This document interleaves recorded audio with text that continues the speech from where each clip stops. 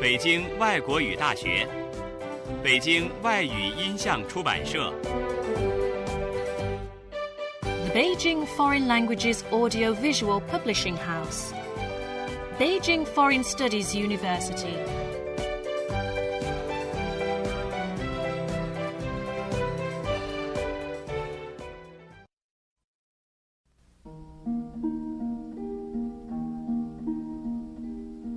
Oxford Bookworms, Stage 3.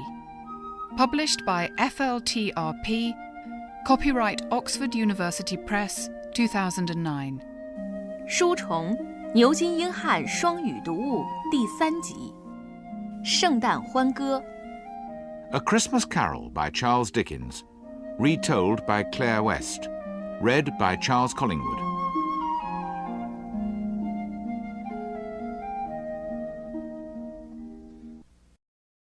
One. Marley's Ghost.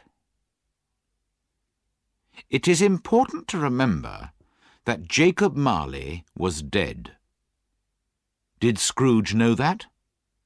Of course he did. Scrooge and Marley had been partners in London for many years, and excellent men of business they were too. When Marley died, Scrooge continued with the business alone. Both names still stood above the office door. Scrooge and Marley. Sometimes people who were new to the business called Scrooge Scrooge, and sometimes Marley. But he answered to both names. He did not care what name they called him. The only thing that mattered to him was the business and making money. Oh, he was a hard, clever, mean old man, Scrooge was. There was nothing warm or open about him. He lived a secretive, lonely life, and took no interest in other people at all. The cold inside him made his eyes red, and his thin lips blue, and his voice high and cross. It put white frost on his old head, his eyebrows, and his chin. The frost in his heart made the air around him cold too. In the hottest days of summer, his office was as cold as ice, and it was just as cold in winter. Nobody ever stopped him in the street to say, with a happy smile, "My dear Scrooge, how are you? When will you come to see me?" No poor man asked him for money. No children asked him the time.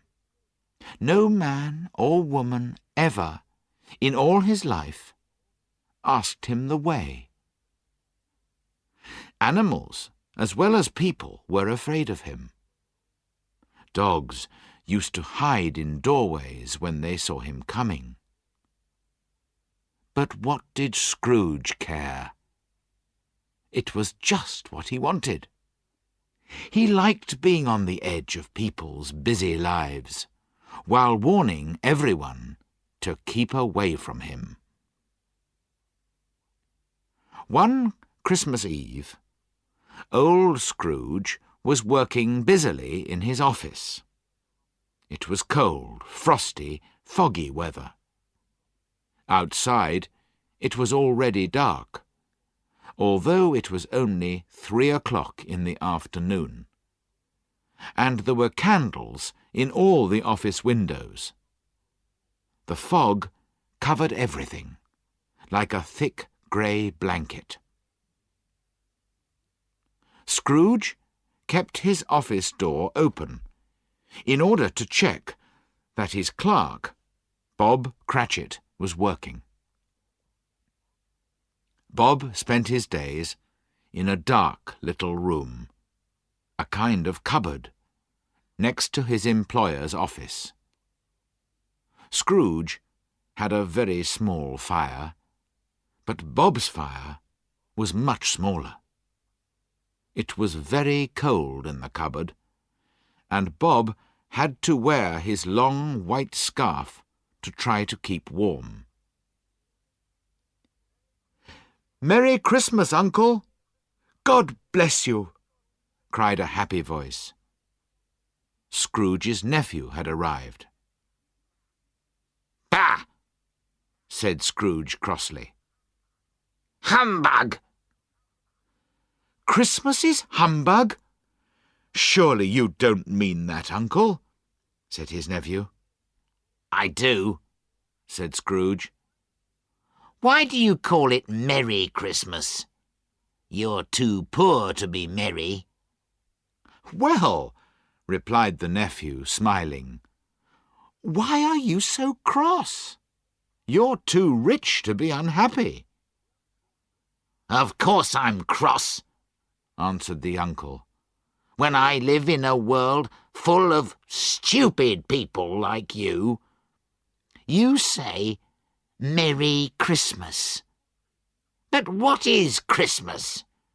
Just a time when you spend too much, when you find yourself a year older and not an hour richer, when you have to pay your bills. Everyone who goes around saying Merry Christmas should have his tongue cut out. Yes, he should." "Uncle, please don't say that," said the nephew. "I've always thought of Christmas as a time to be helpful and kind to other people. It's the only time of the year when men and women open their hearts freely to each other. And so, Uncle, although I've never made any money from it, I think Christmas has been, and will be, a good time for me. And I say, God bless Christmas!" Bob, in the cupboard, agreed loudly without thinking. He immediately realized his mistake and went quickly back to his work. But Scrooge had heard him. "If I hear another sound from you," said Scrooge, "you'll lose your job." "Don't be angry with him, Uncle," said the nephew. "Come and have dinner with us tomorrow." "Dinner with you? I'll see you dead first." "But why won't you come? Why?" "Because Christmas is humbug. Good afternoon." "I want nothing from you. I ask nothing of you. Why can't we be friends?" "Good afternoon," said Scrooge. "I am sorry, with all my heart, to find you like this. I have never wanted to argue with you, but I came to see you and invite you because it's Christmas. And so I'll say, a Merry Christmas, Uncle." "Good afternoon," said Scrooge. "And a Happy New Year." "Good afternoon," said Scrooge. His nephew left the room without an angry word, stopping only to wish Bob Cratchit a Merry Christmas. Then 2 other gentlemen came in. They were large, round, comfortable-looking men, with books and papers in their hands. "This is Scrooge and Marley's, I think," said one of them, looking at the papers that he was carrying. "Am I speaking to Mr. Scrooge or Mr. Marley?" "Mr. Marley is dead," Scrooge replied. "He died 7 years ago today, on Christmas Eve." I'm sure that you are just as kind to the poor as your partner, said the gentleman, smiling. What was true was that Scrooge was just as mean as Marley, and Marley had been just as mean as Scrooge. "At this happy time of year, Mr. Scrooge," the gentleman went on, taking up his pen, "we should help poor people who have no food or clothes or homes." "Are there no prisons?" asked Scrooge coldly. "Plenty of prisons," said the gentleman. "And the workhouses, where poor people can live and work? Are they still open?" "Yes, they are, I'm sorry to say." "I'm happy to hear it," said Scrooge. "I thought, from what you said at first, that perhaps these useful places were closed for some reason." "But some of us feel," replied the gentleman, "that these places don't offer enough to poor people. We're hoping to give some meat and drink and wood for a fire to people who need all these things. This is a time when we should all be able to enjoy ourselves. How much will you give, sir?" "Nothing," Scrooge replied. "I don't have a Merry Christmas myself, and I won't pay for other people to be merry. We all have to pay for prisons and workhouses. They cost enough. The poor will have to go there." "Many can't go there, and many prefer to die." "If they prefer to die, why don't they die then? There are too many people in the world, so it's a good thing if some of them die. All this is none of my business. It's enough for a man to understand his own business, and not to think about other people's. I'm a very busy man. Good afternoon, gentlemen." The gentlemen shook their heads a little sadly and left the office. Scrooge went back to his work, feeling pleased with himself.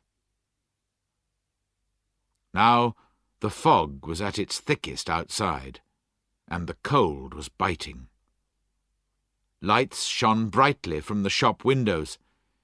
People were hurrying here and there, rich and poor alike, to buy what they needed for tomorrow's Christmas dinner. At last it was time to close the office. Scrooge got up slowly from his desk.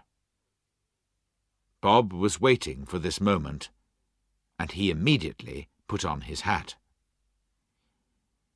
"You'll want a holiday all day tomorrow, I suppose," said Scrooge. "If you don't mind, sir." "I do mind. It's not fair. I have to pay you for a day's work when you don't do any work." "It's only once a year, sir," said Bob politely. "That's no reason for robbing me every 25th of December," said Scrooge, putting on his coat. "But I suppose you must have it. Be here early next morning." "Yes, sir, I will, I promise," Bob said happily. Scrooge walked out without another word. When Bob had closed the office, he ran home to his family in Camden Town as quickly as possible. Scrooge always used to eat his dinner alone, in the same miserable little eating-house. Tonight was no different from other nights. He read the newspapers, looked at his bank books, and went home to bed. He lived in rooms which had once belonged to his dead partner. They were in an old, dark building in a lonely side street, where no one except Scrooge lived. In the blackness of the night, through the fog and the frost, Scrooge had to feel his way along the street with his hands. He finally reached his front door and put the key in the lock. Suddenly, to his great surprise, he saw that the knocker was not a knocker any more, but had become the face of Jacob Marley. He had not thought of his partner for 7 years, until that afternoon, when he spoke Marley's name to his visitors. But there, in front of him, was Marley's face, white and ghostly, with terrible staring eyes. As Scrooge looked, it became a knocker again. He was afraid, but he did not show his fear. He turned the key, opened the door, and walked in. He did look around before he shut the door, and he did look behind the door to see if anyone was hiding there. But there was nothing there. He shut the door with a bang to show that he was not afraid. With his one candle, he went slowly up the stairs. It was impossible to see into all the dark corners. Darkness was cheap, and Scrooge liked it. But he remembered the face, so he walked through all his rooms, checking that everything was all right. Nobody under the table or the bed. Nobody behind the door. On the small fire in the bedroom, there was a pot of soup, and Scrooge's bowl was ready on the table. Nobody in any of the rooms. Sure that he was safe now, Scrooge shut and locked his bedroom door behind him. He sat down by the fire to eat his soup. The fireplace was an old one, with hundreds of pictures on the tiles around the fire. But Scrooge could only see Marley's face on every tile. "Humbug!" said Scrooge to the tiles, and walked across the room. When he sat down again, he noticed a bell on the other side of the room.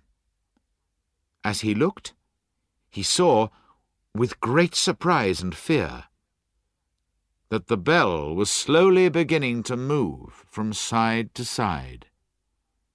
Soon it was ringing loudly, and so was every bell in the house. Suddenly, they all stopped ringing at the same moment. And then came a strange noise from down below. It sounded like someone pulling heavy chains across the floor. Scrooge remembered hearing that ghosts in old houses sometimes pulled chains behind them. Then a door below opened with a crash, and the noise started coming up the stairs. It was coming towards his door. "It's humbug still!" cried Scrooge. But the colour left his face when, without stopping, it came straight through the heavy locked door and appeared in front of him. It was Marley's ghost. Scrooge could see right through its body. Around its middle was a long chain, which had money boxes, keys, bank books, and heavy purses on it. The ghost's death-cold eyes stared fixedly at Scrooge. "Well?" said Scrooge, trying to pretend that nothing strange was happening. "What do you want? And who are you?" "In life I was your partner, Jacob Marley." "It's humbug, I tell you," said Scrooge. "There are no ghosts." But when he said this, the ghost gave a terrible cry and shook its chain in a very frightening way. At once Scrooge fell on the ground in great fear, crying, Yes, you are real. I see that now. Why have you come? Why do ghosts come back from the dead? Tell me, Jacob." "The spirit of every man who does not help other people in life has to travel endlessly through the world after his death. We have to carry the chains that we made for ourselves in our lifetime. Do you, Ebenezer Scrooge, recognize my chain? It is very like the one that you wear." Scrooge looked around him, but could see no chain. "Jacob," he said, "please tell me more." "I cannot help you much, Ebenezer. I cannot rest. I cannot stay anywhere for long.